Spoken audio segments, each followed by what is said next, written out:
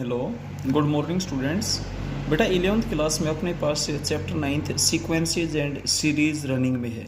इस एक्सरसाइज में हम इस चैप्टर में बेटा 6th एक्सरसाइज तक कंप्लीट कर चुके हैं। अब एक्सरसाइज आती है 9.7। इसका मेन टॉपिक है ज्योमेट्रिक मीन। ज्योमेट्रिक मीन क्या होता है, देखिए अगर कोई भी तीन numbers A B C GP में है तो मिडिल टर्म है ना, वो ए और सी के लिए क्या कहलाता है, GM. Then B is called GM of A and B. तो अगर ये तीन नंबर जीपी में है तो इसका मतलब कॉमन रेशियो सेम होगा, तो B upon A is equal to C upon B. जब आप क्रॉस मल्टीप्लाई करेंगे तो C square B square is equal to A C हो जाएगा और बी की value root of A C. It means GM first और थर्ड के प्रोडक्ट के स्क्वायर रूट के इक्वल होगा। अब जीएम को मोस्टली जी से डिनोट किया जाता है, तो देखिए G is the GM between A and B. तो ये जीपी में है और जीपी में है तो G is equals to root of A B. बिल्कुल इस रिजल्ट को फॉलो करते हुए लिखा गया है। G1, G2, G3, G4, Gn are the N GMs between A and B. Then अगर ये जीएम्स हैं ए और बी के बीच में, तो इनको ए और बी के बीच में जब पुट करेंगे तो जीपी बनेगी। अगर एम्स को पुट करते हैं तो पी बनती है, जीएम्स को पुट करते हैं तो जीपी बनती है। अब देखिए जीएम तो ये फर्स्ट है बट टर्म तो सेकंड है और जीपी में सेकंड टर्म का फॉर्मूला होता है एआर। ये जीएम सेकंड है बट टर्म तो थर्ड है और जीपी में थर्ड टर्म का फॉर्मूला होता है एआर स्क्वायर। ये जीएम थर्ड है बट टर्म तो फोर्थ है और जीपी में फोर्थ टर्म का फॉर्मूला होता है ए आर क्यूब। इस तरीके से, और ये nth GM n plus one th term है और जीपी में n plus one th term का फॉर्मूला होता है A R raise to power n. इस तरीके से सभी जीएम्स को आप फाइंड आउट कर सकते हैं। अब जीएम्स के बारे में एक रिजल्ट होता है, product of N GMs is the nth power of A single GM. एक सिंगल जीएम की एन पावर के इक्वल होता है एन जीएम्स का प्रोडक्ट। इस रिजल्ट को बेटा हम क्वेश्चंस में प्रूव भी करके बताएंगे आपको। देखिए फर्स्ट क्वेश्चन का फर्स्ट पार्ट क्या बोलता है, ये बोलता है कि 1/3 और 432 के बीच में 3 जीएम्स फाइंड आउट कीजिए। Let G1, G2, G3 be the 3 GMs between 1/3 and 432। 1/3 G1, अगर ये जीएम्स हैं तो इनके बीच में जब इनको पुट करेंगे तो रिजल्टिंग सीक्वेंस क्या बनेगी, जीपी। अब रिजल्टिंग सीक्वेंस जब जीपी बनेगी तो फर्स्ट टर्म को ए से डिनोट करते हैं, क्या है 1/3। 3 जीएम्स हो गए, टोटल टर्म्स 5 होगी, ये टर्म्स फिफ्थ टर्म है तो जीपी की फिफ्थ टर्म है 432। जीपी में फिफ्थ टर्म का फॉर्मूला क्या होता है, A R raise to power 4 432। A multiplication में इधर डिवीजन में आएगी, ए की वैल्यू 1/3 तो 3 उधर जाकर मल्टीप्लीकेशन में हो जाएगा तो 1296 आर रेज टू पावर 4। अब ये +6 की पावर भी 4 कह सकते हो और -6 रेज टू पावर 4 भी कह सकते हैं क्योंकि इवन पावर है। +6 की करेंगे तो भी वही होगा, -6 करेंगे तो वही होगा, और कॉमन रेशियो दैट में भी पॉजिटिव और में भी नेगेटिव।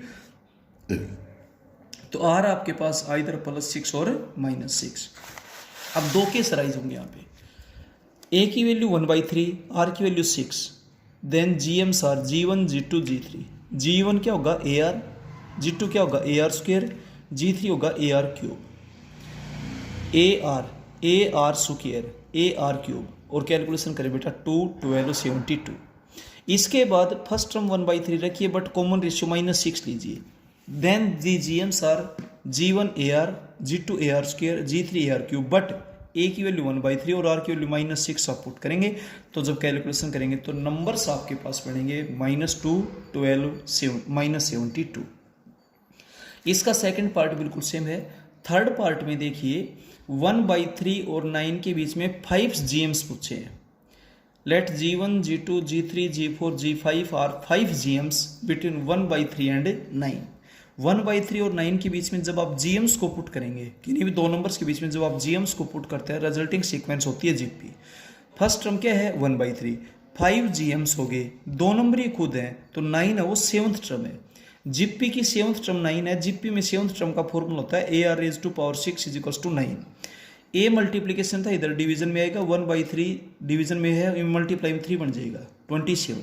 27 को √3 रेज टू पावर 6 लिखे क्योंकि इधर पावर 6 है तो आर की वैल्यू आपके पास √3 +√3 और -√3 दो केस भी आप यहाँ पे राइज कर सकते हैं।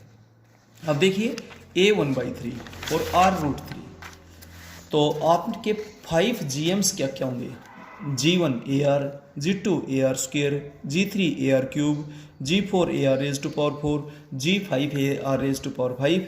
ए की जगह 1/3 और आर की जगह √3 आप पुट करें। ठीक है, जब आप कैलकुलेशन करेंगे तो नंबर्स आपके पास होंगे 1/√3, 1√3, 3√3। ये 5 GMs तो फाइंड आउट कर दिए। अब आपने वो रिजल्ट प्रूव करना है कि इन 5 GMs का प्रोडक्ट सिंगल GM की 5th पावर होगी। क्लियर है? तो 5 GMs between this and this, GM between, अब सिंगल GM निकालते हैं और दो नंबर्स के बीच में सिंगल GM का तरीका होता है √a × b। 1/3 × 3 3 हो जाएगा, √3 आ गया। अब प्रूव जो करना है उसकी लेफ्ट हैंड साइड बनेगी G1 × G2 × G3 × G4 × G5। इन सभी को जब आप मल्टीप्लाई करेंगे √3 कैंसिल हो जाएगा, ये होगा 9√3। अब 9√3 की पावर 4 है और 1 ईयर √3 रेज़ टू पावर 5। √3 क्या है? Single GM। तो product of the 5 GMs is 5th power of the single GM। यही आपने बेटा प्रूव करना था। अब सेकेंड क्वेश्चन में क्या है कि दो नंबर्स फाइंड आउट कीजिए। हमने मान लिए let 2 numbers are A and B। AM 34 है, दो नंबर्स के बीच में AM फाइंड आउट करने का फॉर्मूला होता है A + B/2। 34 2 डिवीजन में था, मल्टीप्लाई में आ जाएगा A + B = 68। GM 16 है, GM होता है √AB। अब दोनों तरफ स्क्वायर करेंगे, 16 है तो √AB का स्क्वायर तो AB हो जाएगा, 16 का स्क्वायर 256 हो जाएगा। अब फर्स्ट से आप B की वैल्यू निकालिए, चाहिए कि निकालिए। B की वैल्यू 68 माइनस ये होगी, सेकंड में यूज करें। सेकंड से निकालते हैं तो फर्स्ट में यूज करें। देखिएगा, use second in first in second. A B की जगह 68 माइनस A = 10। इसको अंदर मल्टीप्लाई करेंगे तो आपके पास हो जाएगा 68A माइनस A स्क्वायर = 256। सभी टर्म्स को राइट में लीजिए क्योंकि A स्क्वायर की टर्म इधर नेगेटिव है। A square minus 68A + 256 = 0। अब प्रोडक्ट आपका है 256 पॉजिटिव और उनका सम नेगेटिव, तो -64A और -4A ऐड करेंगे तो -68A, मल्टीप्लाई करेंगे तो पॉजिटिव 256A स्क्वायर हो जाएगा। क्वाड्रेटिक की क्वेश्चन आपने 10th क्लास में भी सोल्व की थी, बिल्कुल सेम उसी पैटर्न से कर रहे हैं। यहाँ से A कॉमन ले लेंगे, A -64, -4 कॉमन लेंगे तो A -64, A -64 कॉमन ले लेंगे, A -4 = 0। आइदर दिस 0 और दिस 0, तो A की वैल्यू 4 और 64 होगी। अब चलते हैं थर्ड क्वेश्चन में। थर्ड क्वेश्चन में बोलता है कि दो नंबर्स बताइए क्या होंगे। हमने दो नंबर्स A और B मान लिए। AM GM से 1/2 ज़्यादा है, AM GM से 1/2 ज़्यादा के बराबर है। AM फाइंड आउट करने का formula A + B/2, GM √AB + 1/2। LCM, ये √AB इधर पॉजिटिव लेफ्ट में आकर नेगेटिव हो जाएगा, एलसीएम 2 आ जाएगा। A + B - 2 √AB = 1/2, 2 से 2 कैंसिल। ये √A + √B का होल स्क्वायर है, A square + B square - 2AB, और 1 का स्क्वायर है, 2 से 2 कैंसिल कर दिया था। अब दोनों तरफ स्क्वायर हटाएंगे तो √A - √B = 1। दूसरा ये दिया हुआ है कि उनमें डिफरेंस 2 का है, A - B = 2।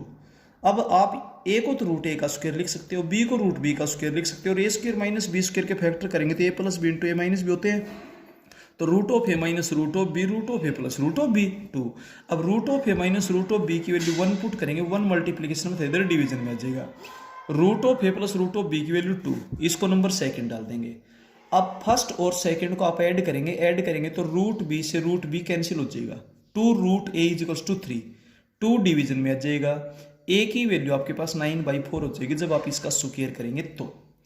इसके बाद √A की वैल्यू आप सेकंड में पुट कर दें, 3/2, 3/2 इधर पॉजिटिव इधर आकर के नेगेटिव होगा, तो √B की वैल्यू 2 - 3/2 यानी कि 1/2 है। तो जब √B की वैल्यू 1/2 है तो B की वैल्यू 1/4 होगी। इस तरीके से A और B की वैल्यू बेटा आपके पास आती है। इस टाइप के जो भी क्वेश्चंस होते हैं ध्यान रखिएगा। दो नंबर्स के बीच में AM फाइंड आउट करने का फॉर्मूला होता है A + B/2, GM का फॉर्मूला होता है √AB, और AM हमेशा GM से ग्रेटर होता है। कितना ज़्यादा है GM में उतना ऐड करें, उल्टा ना करें कि अब AM में ऐड कर दें। AM GM से हाफ ज़्यादा है तो GM में हाफ ऐड करेंगे तब वो इक्वल हो पाएगा। और फिर इसको तसल्ली से बेटा सोल्व करें, कैलकुलेशन में किसी टाइप की कोई गलती और लापरवाही ना करें। Okay, thank you.